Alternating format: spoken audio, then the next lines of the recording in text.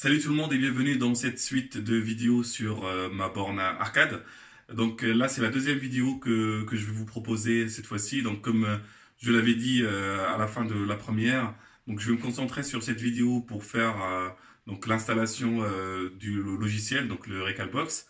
Après ça donc je vais faire les premiers tests pour voir si tout fonctionne bien et juste après on va enchaîner pour la fabrication on va dire de la structure et tout ça. Donc c'est une vidéo qui risque de prendre pas mal de temps, donc je vais pas trop traîner. Là tout de suite, je vais passer à l'installation du Recalbox sur ma carte SD et juste après, on passera au test.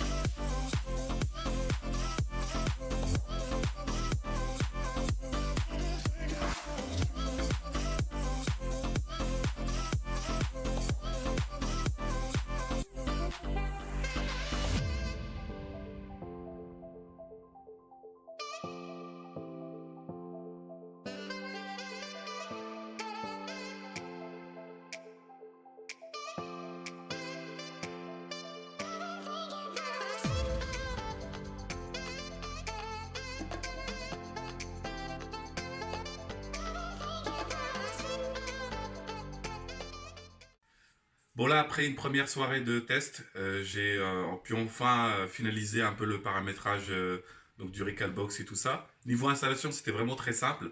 J'ai pas eu grand chose à faire en fait. Il suffit juste d'insérer la carte micro SD à notre ordinateur et puis d'aller sur le site Recalbox, de télécharger l'image qui correspond à notre modèle de Raspberry. Et en même temps aussi utiliser un petit logiciel qui s'appelle Etcher. Le petit logiciel en fait il s'occupe de tout, donc il formate la carte SD, il flash la carte et puis après il fait quelques vérifications pour voir si tout a été bien installé. Une fois que c'est terminé, donc on peut tout de suite la brancher à notre Raspberry et l'utiliser.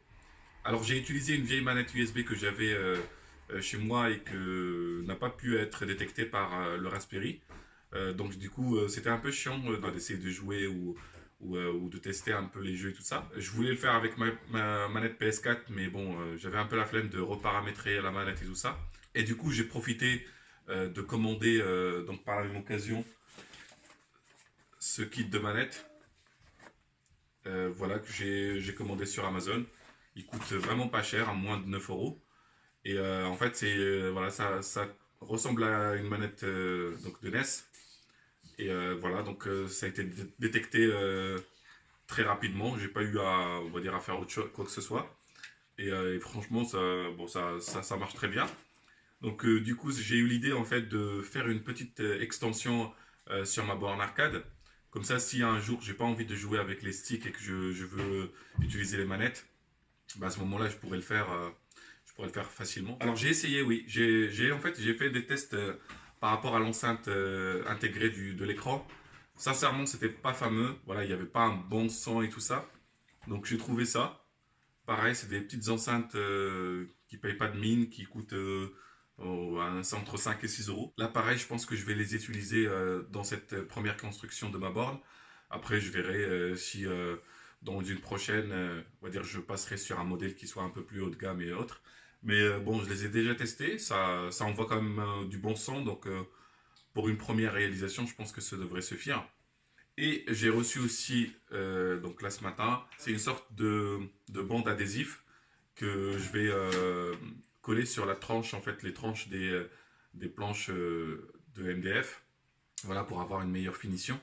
Et donc, en fait, ça coûte moins cher. Donc, normalement, dans une vraie borne arcade, ils utilisent du T-molding. Donc, je vais vous montrer ici, ça ressemble à quoi et pourquoi on appelle T-molding. En fait, c'est parce qu'il y a un petit bout qui dépasse et ce bout-là, en fait, on crée une rainure dans le bois et en fait, on l'insère dedans. Et celui-là, il l'a pas en fait. Celui-là, il est adhésif. Et donc, on va dire, déjà, ça m'évitera de faire l'étape de la rainure. Et en même temps, donc voilà, c'est moins cher aussi, donc je pourrais facilement l'appliquer. J'ai aussi reçu le vinyle. Je l'ai reçu hier, donc pareil, ça sera noir, complètement noir, avec les touches qui seront en blanc et noir, et donc les tranches qui seront en chromé. Donc je pense que ça devrait bien rendre, enfin, je l'espère en tout cas. Après, si je suis amené à rajouter quelques décos par-ci par-là, je sais pas. Je sais pas encore ce que ça va rendre, mais je pense que ça devrait être beau. Voilà, je pense que j'ai tout. Il me reste qu'à commencer le plus sérieux, c'est-à-dire le design et découper les planches et les rassembler. C'est ce qu'on va faire là tout de suite.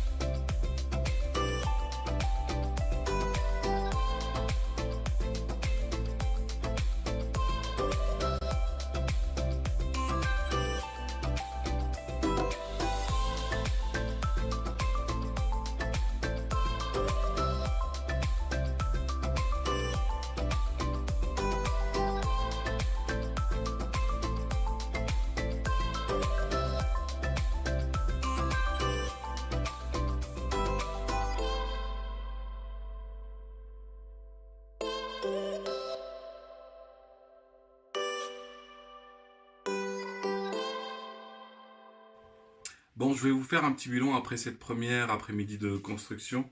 Donc, j'ai finalement fini de monter, on va dire, un peu la structure de la borne. Donc, comme vous voyez là, elle est montée. Alors, pour le design, en fait, je me suis basé sur des plans que j'ai trouvés sur le net. D'ailleurs, j'en remercie vraiment l'auteur. Franchement, ils sont très très bien faits. Donc, j'ai pu les télécharger et les utiliser en fait. Et donc je l'ai pu aussi les adapter parce que c'était des plans qui étaient prévus pour un écran de 19 pouces.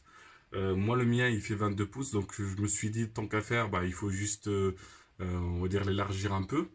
Sauf que ce que j'avais pas prévu c'était la hauteur, parce que forcément un écran de 22 pouces il est un peu plus haut qu'un écran de 19 pouces. Alors là je me retrouve du coup un peu coincé, c'est-à-dire que soit je reprends on va dire un écran de 19 pouces pour bien l'intégrer et qu'il soit bien intégré dans le plan. Mais même ça va pas aller parce que j'ai dû élargir un peu les plans d'origine.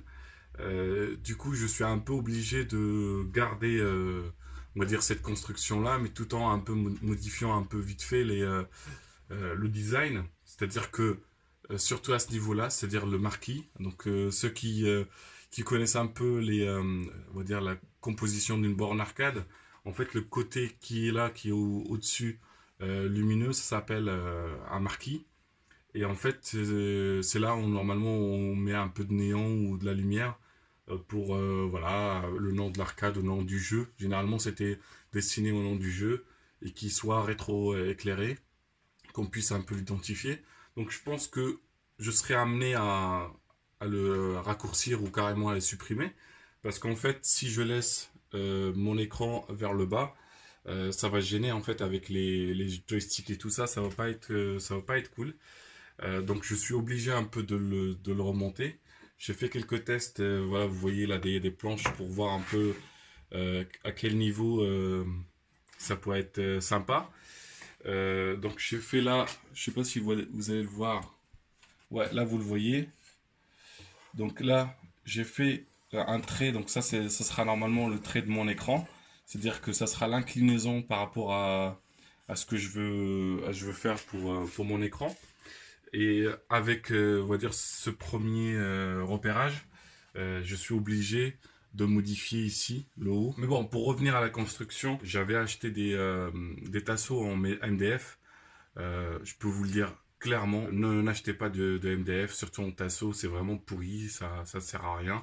Heureusement que j'avais des tasseaux en pin, donc que j'ai pu utiliser, vous voyez. Mais bon, là, je pense que demain, l'objectif, ça sera de fixer l'écran, parce que une fois l'écran fixé et bien à la bonne hauteur, je peux du coup modifier toutes les autres pièces, c'est-à-dire le marquis, le panel des commandes, et aussi le reste, enfin le bezel comme on appelle. En fait, le bezel, c'est le cadre qui va entourer l'écran, qui va un peu cacher les bords de l'écran pour avoir quelque chose d'épuré.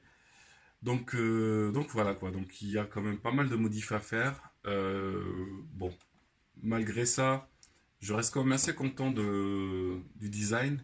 Je trouve qu'il est vraiment très compact, c'est-à-dire que la borne, enfin le bar top, il sera vraiment très réduit. C'était l'objectif. Et si j'arrive à tout caser dedans, franchement, ça sera un exploit et ça sera, je pense que le résultat sera super. Donc je vous retrouve juste après pour la suite.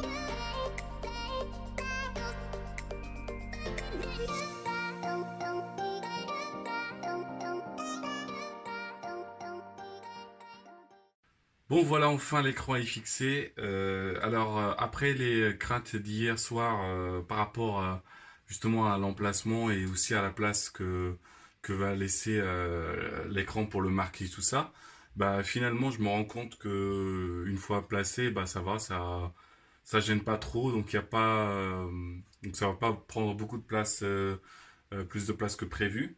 Donc comme vous voyez là il est bien fixé, il bouge plus, et là j'ai quand même pas mal de place pour le marquer, tout ça, donc ça c'est une bonne nouvelle.